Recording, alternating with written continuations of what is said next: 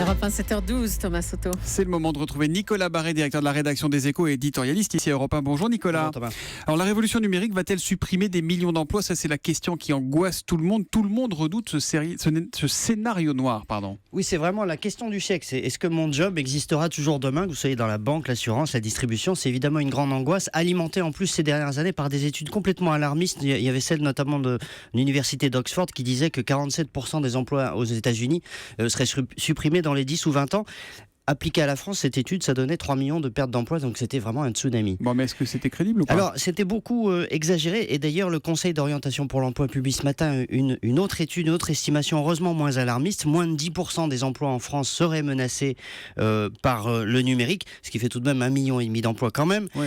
Mais c'est surtout alors des emplois peu qualifiés qui peuvent être facilement automatisés ou robotisés. Allez d'ailleurs dans un entrepôt Amazon, vous verrez, il y a 2 ans, ils employaient, si je puis dire, 15 000 robots, aujourd'hui c'est 45 000, donc c'est assez frappant. Mais si on pousse l'analyse, on s'aperçoit qu'en fait les effets de cette révolution numérique ne portent pas tellement sur les emplois détruits, mais sur tous les autres. C'est-à-dire tous les autres. C'est-à-dire la même étude française estime qu'un emploi sur 2 va évoluer dans son contenu sous l'effet du numérique, et c'est ça le vrai défi. C'est-à-dire que pour que les gens gardent leur emploi, il va falloir qu'ils changent eux-mêmes, qu'ils soient formés pour ça.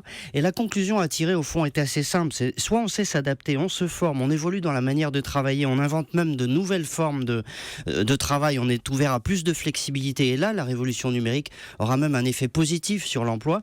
Soit on ne bouge pas assez vite, on s'accroche à des statuts, et là effectivement c'est le scénario noir pour l'emploi qui risque de l'emporter. Merci beaucoup Nicolas Barré, qu'on retrouvera demain matin après le journal de 7h sur Europe 1. À demain. À demain.